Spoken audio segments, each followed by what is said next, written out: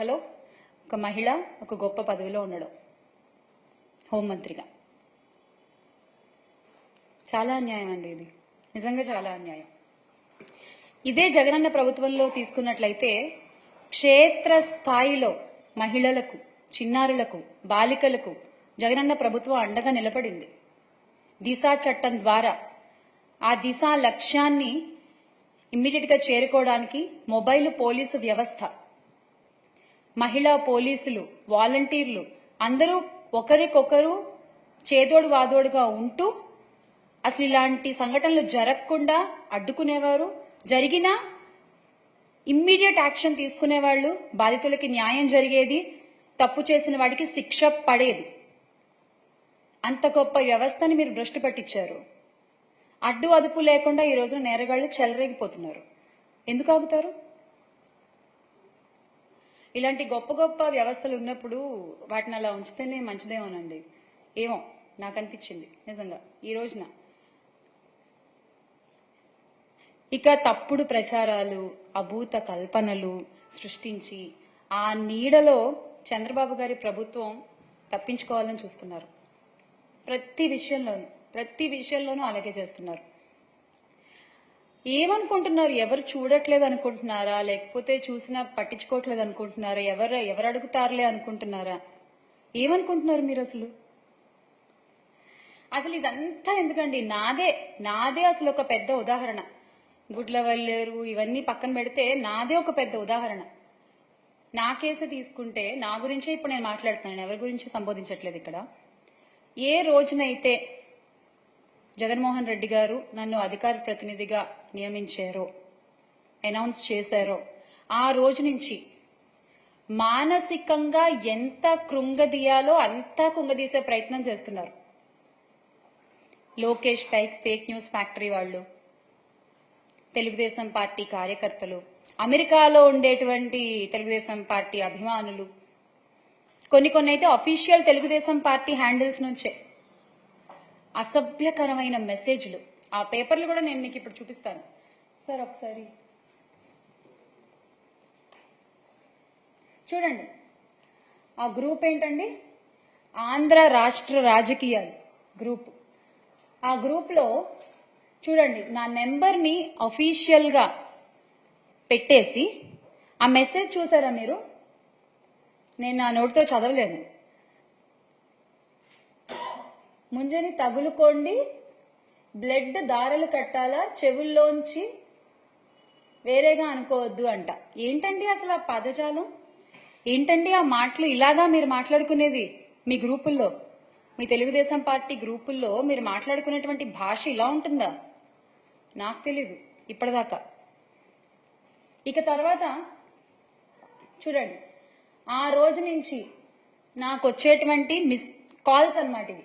ఇంకెత్తడం మానేసా నేను. అసలు ఎన్ని కాల్స్ రోజుకి తక్కువలో 900 కాల్స్ అండి. అది తక్కువ. ఈ ఐకమత్యం చక్కగా నేరాలు చేసిన వాళ్ళని పట్టుకోవడంలో చూపించుంటే ఒక్క అమ్మాయి కూడా బలయ్యేది కాదు, ఒక్క తల్లికి కూడా కడుపుకోతుండేది కాదు. నిజంగా నాకు అనిపించింది, నేను మాట్లాడుతున్నా ఇవాళ. అలాగే చూడండి, అక్కడ మీరు చదవచ్చు టెక్స్ట్ మెసేజ్లు అన్నమాట అవి. నాకు ఫోన్ ఎత్తవే, ఇంకా సైలెంట్ లో పెట్టేస్తాం కదా, ఫోన్ ఎత్తవే అంటూ మెసేజ్లు. ఇటుపక్క చూస్తే అసలు ఎవరో కూడా తెలియదు. మళ్ళీ అడ్వకేట్ అంట ఆయన. అదిగో చూడండి, జగదీష్ అడ్వకేట్ అంట. ఆ నెంబర్ కూడా చూడొచ్చు మీరు అక్కడ, 9441950333. డబ్బులు ఎంత తీసుకున్నావు, what happen to the amount, ఇది వాళ్ళు మాట్లాడేది. సార్ నెక్స్ట్ స్లైడ్కి వెళ్దా ప్లీజ్. సో చూడండి ఆ మెసేజ్ చూడండి ఒకసారి. అసలు నా భర్త గురించి మాట్లాడే హక్కు మీకు ఎవరిచ్చారు? నా ఫ్యామిలీ గురించి మాట్లాడే హక్కు మీకు ఎవరిచ్చారు? అంటే ఇంకా మీరు ఎంతవరకు వెళ్తారో అంతవరకు. ఎండ్ అనేది ఏముండదా మీకు అసలు? ఇంకా ఎడ్జ్ అనే పాయింట్ ఏముండదా మీకు? ఇంకా నోటికి ఎంత వస్తే అంత మాట్లాడడమేనా అసలు? నేను ఇక్కడ చాలా క్లియర్ గా నెంబర్స్ కూడా చెప్తున్నా చూడండి. ఈ నెంబర్ కూడా మీరు చూడొచ్చు, 9966929946. ఆ భాష చూసారా మీరు? ఇది చూడండి, పైసా శ్యామల ఎందుకు ఇలా మాట్లాడుతున్నావు? నీకెందుకు రాజకీయాలు? డూప్లికేట్ దానా? నాకెందుకు రాజకీయాలా? అవునా? తెలుస్తుంది ఎందుకో మీకు త్వరలో. కొంచెం జ్ఞానంతో ఆలోచించు. నువ్వేంటో 100 మందికి తెలుసు. మీ హోటల్ సీక్రెట్ ఓటమి ప్రభుత్వం వచ్చి 4వ నెల. అసలు ఏం మాట్లాడుతున్నారు? వాళ్ళు పెట్టేదానికి వాళ్ళకే ఒక్కోసారి నాకు అనిపిస్తుంది అసలు. అంటే ఇంకా అర్థం చేసుకునే వాళ్ళకైతే ఏమైనా చెప్పొచ్చు, ఇలాంటి వాళ్ళకి ఇంక మనం ఏం మాట్లాడతాం చెప్పండి. ఇవి వాళ్ళు పెట్టే మెసేజ్లు. నాకు ఒక అఫీషియల్ హ్యాండిల్ ఉంది ట్విట్టర్లో, జేపీఆర్ యువగళం. మన లోకేష్ గారి యువగళాన్ని స్ఫూర్తిగా తీసుకుని పెట్టినటువంటి పేజ్ అనుకుంటా అది. సో ఆ యువగళంలో డైరెక్ట్ గా ఇక్కడ చూస్తే నా నెంబర్ అలా పెట్టేశారు అంతే. పెట్టేసి this is just to bring this to your notice if you weren't aware, ఇది శ్యామల నెంబర్ అని పెట్టేశారనమాట. పాపం నాకు ఎవరో ఒక ఆయన మంచి వ్యక్తి, మేడం మీరు పోలీస్ కంప్లైంట్ ఇవ్వండి, ఇలా ప్రైవసీని భంగం చేస్తూ నెంబర్ పెట్టడం తప్పు ట్విట్టర్లో ఆర్ ఎనీ సోషల్ మీడియాలో అని చెప్పి పాపం ఎవరో ఒక ఆయన నాకు పంపించారు. ఇంకా అటుపక్క కూడా మీరు చూస్తే ఎన్ని మెసేజ్లు, ఆ నెంబర్స్ కూడా I really want to show the numbers. ఆ నెంబర్స్ ఏంటి? ఎస్, మీరు మీ రెడ్ బుక్ లో ఏం రాస్తున్నారో నాకు తెలియదు, కానీ మీరు చేసేవన్నీ, రాష్ట్రంలో జరుగుతున్నవన్నీ ప్రజలు చూస్తున్నారు, దేవుడు చూస్తున్నాడు, దేవుడు రాస్తున్నాడు, ప్రజలు కూడా రాసుకుంటున్నారు. మీకు అన్నిటికీ సమాధానం చాలా త్వరలోనే దొరుకుతుంది.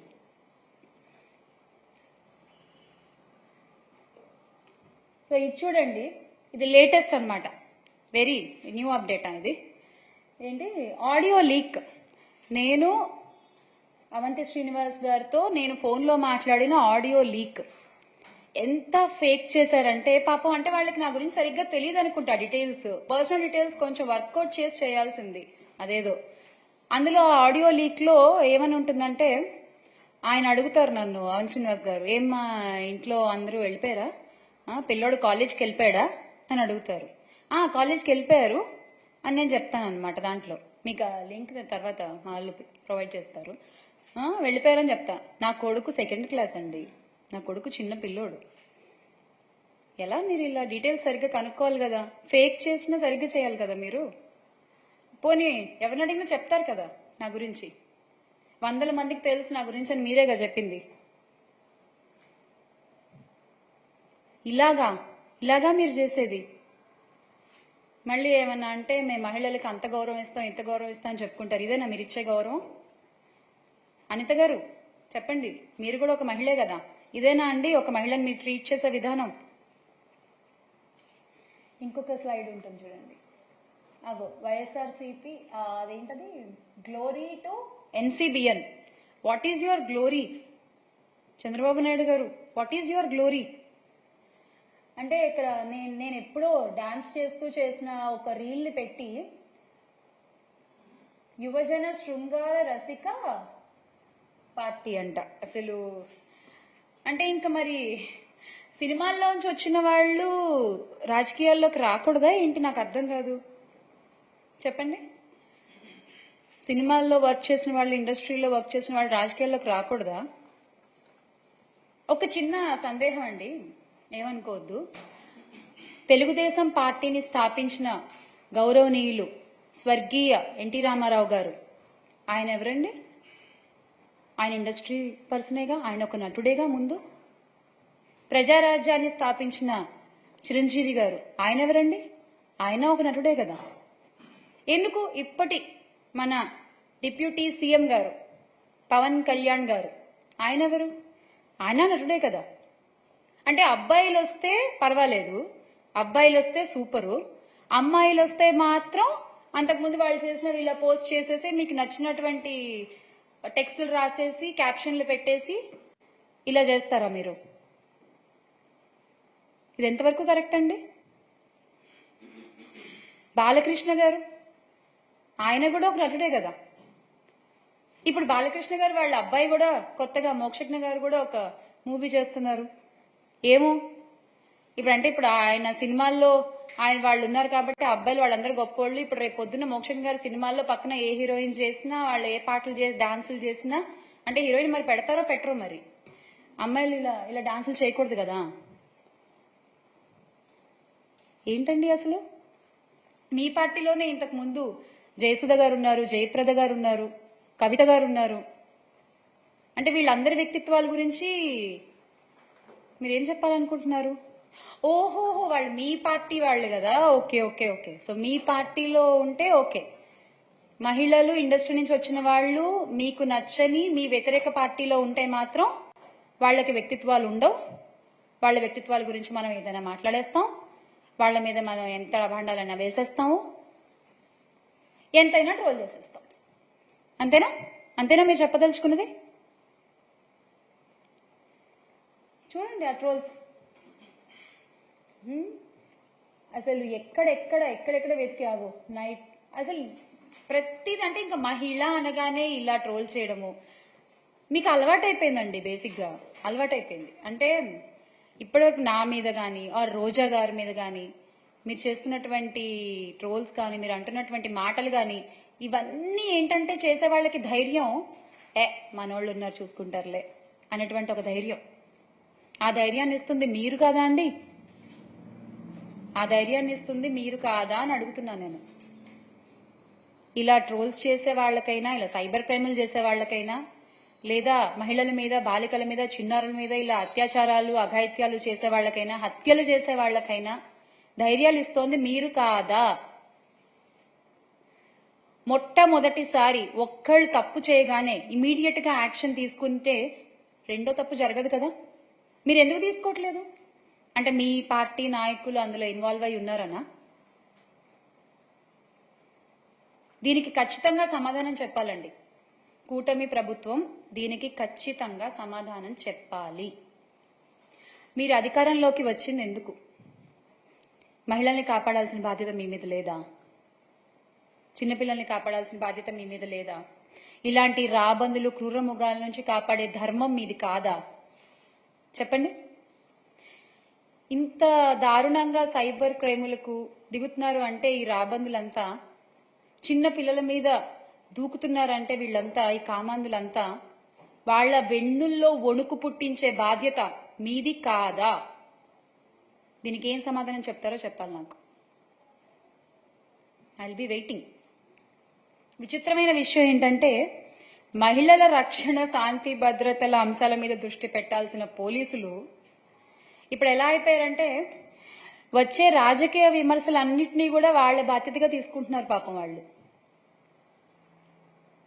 ఎస్, ఎవరెవరైతే ప్రస్తుతం మీరు చూడొచ్చు, ప్రస్తుతం ప్రభుత్వం మీద ఎవరైతే ఒక విమర్శ చేస్తారో అది చచ్చా ప్రభుత్వ బాధ్యత కాదు, అది మా బాధ్యత. దానికోసం పనిచేస్తున్నారు పోలీస్ వ్యవస్థ అంతా. ఇప్పుడు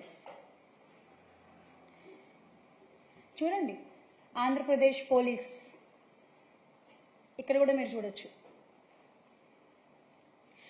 AP police Twitter handle TDP Twitter handle గా ఎప్పుడు మారిపోయిందో నాకు తెలియదు. మరి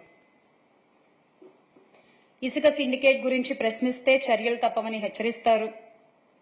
రాజకీయ విమర్శలకు పోలీసులకు అసలు ఏంటండి సంబంధం? ఎందుకు రాజకీయాలకు పోలీస్ శాఖ వేదిక అవుతోంది? ఎందుకు? వై?